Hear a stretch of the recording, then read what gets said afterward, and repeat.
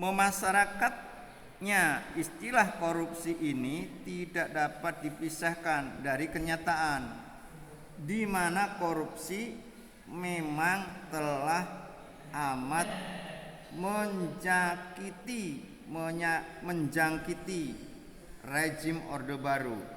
Istilah korupsi berasal dari bahasa Latin yang berasal dari kata corruptio yang berarti pengrusakan, pembusukan, dan penyuapan.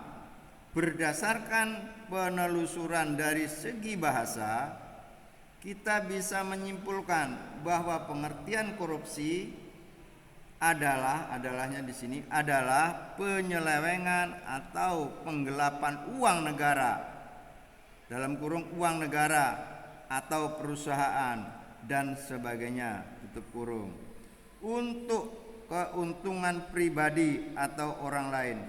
Perilaku korup menunjuk pada sikap suka menerima uang suap dan memakai kekuasaan yang dimilikinya untuk kepentingan pribadi atau kelompok sendiri.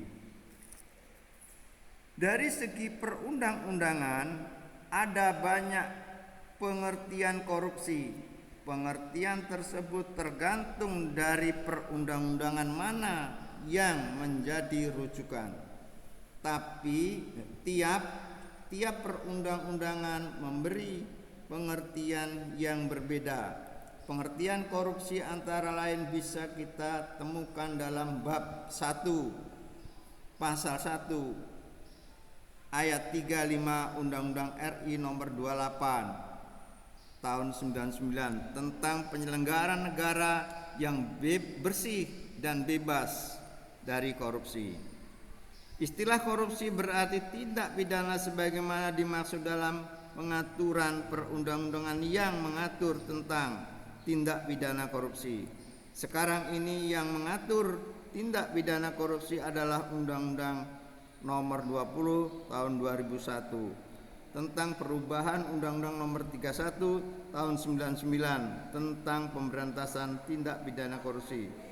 Ini di sini 2001, akan saya cek ulang ini nanti di internet. Di Mbah Google akan saya cek ini kebenaran ini.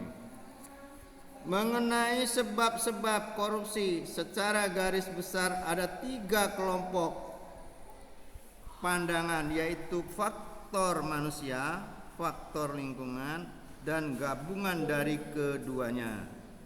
Faktor manusia, menurut pandangan ini sebab utama terjadinya korupsi adalah karena faktor manusia. Faktor personal aparat seperti mentalitas aparat yang buruk, kemampuan kerja aparat yang kurang memadai, pendapatan aparat yang rendah, kemiskinan keluarga, dan faktor-faktor personal lainnya.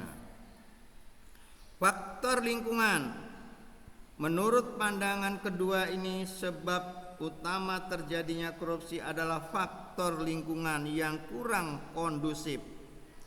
Lingkungan tersebut meliputi lingkungan politik, budaya, dan manajemen birokrasi seperti berikut ini. A. Iklim politik yang dibangun dan dipertahankan berlandaskan jaringan dan loyalitas politik dengan imbalan material atau finansial atau kekuasaan iklim politik patrimonial. B.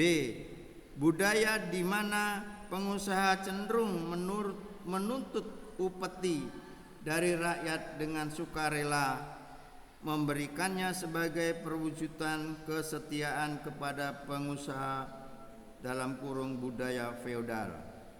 C. Manajemen kekuasaan yang memberi kekuasaan berlangsungnya praktik korupsi. Lebih dari itu, manajemen kekuasaan birokrasi tersebut tidak melakukan upaya-upaya yang jelas dan tegas untuk mencegah serta memberantas praktek korupsi tersebut dalam kurung sistem kekuasaan kleptokrasi.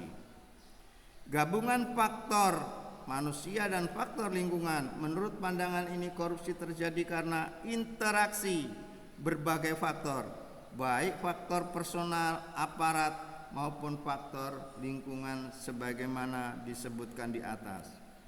Saya balik lagi.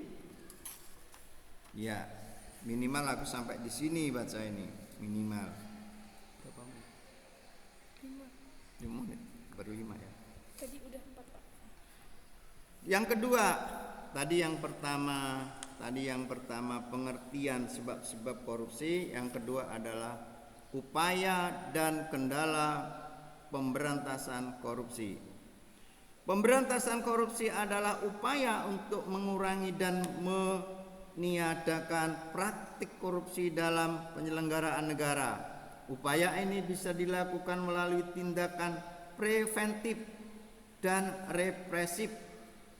Upaya preventif menunjukkan pada berbagai kebijakan yang bertujuan mencegah praktek korupsi. Upaya preventif ini antara lain: A.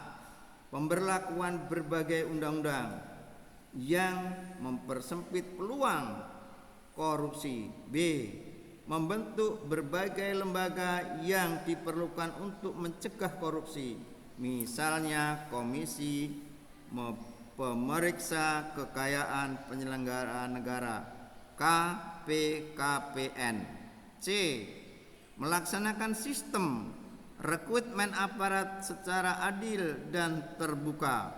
D. Meningkatkan kualitas kerja sebagai lembaga independen masyarakat untuk memantau kinerja para penyelenggara negara. Upaya represif menunjukkan pada kebijakan yang ditempuh untuk menindak secara tegas para pelaku korupsi. Upaya represif ini antara lain: A. Penindakan para pelaku korupsi secara tegas tanpa diskriminasi sesuai dengan peraturan perundang-undangan yang berlaku. B. Penindakan secara tegas dan konsisten setiap aparat hukum yang bersikap memblek dan yang meloloskan para pelaku korupsi dari jerat hukum. C. Memberikan hukuman secara sosial dalam bentuk isolasi kepada para pelaku korupsi. D.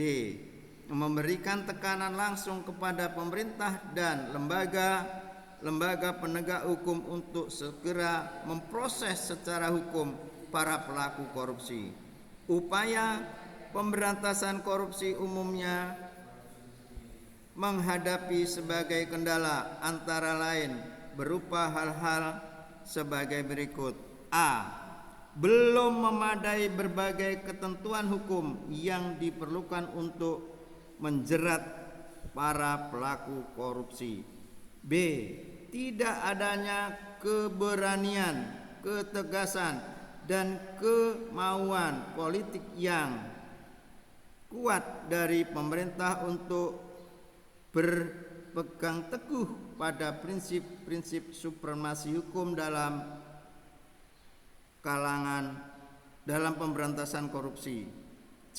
Tidak adanya kesungguhan dan minimnya profesionalisme di kalangan aparat penegak hukum dalam kurung polisi, jaksa, hakim, dan penasihat hukum tutup kurung.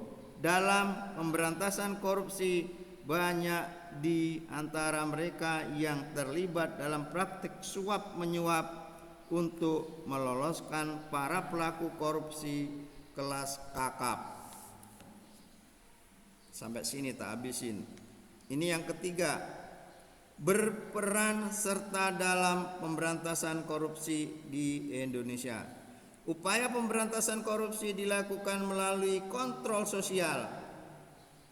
Kontrol sosial adalah keseluruhan proses yang bertujuan mendidik, mengajak, mengawasi, atau memaksa warga masyarakat serta pemerintah agar mematuhi norma-norma yang berlaku.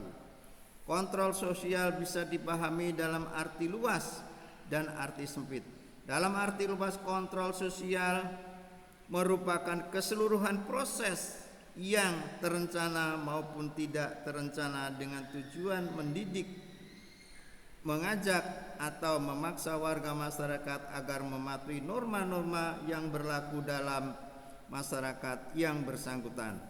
Kontrol sosial ini bisa dilakukan oleh individu kepada individu, individu kepada kelompok, kelompok kepada kelompok. Dalam arti sempit, pengawasan kontrol sosial bisa dipahami sebagai pengawasan masyarakat terhadap jalannya pemerintahan.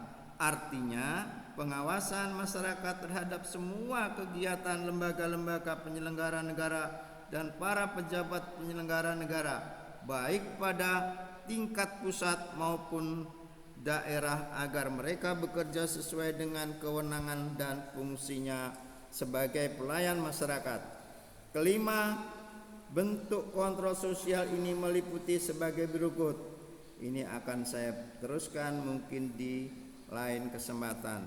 Terima kasih penontonku di channel Suhud SH MMPD. Subscribe-nya dong, subscribe-nya.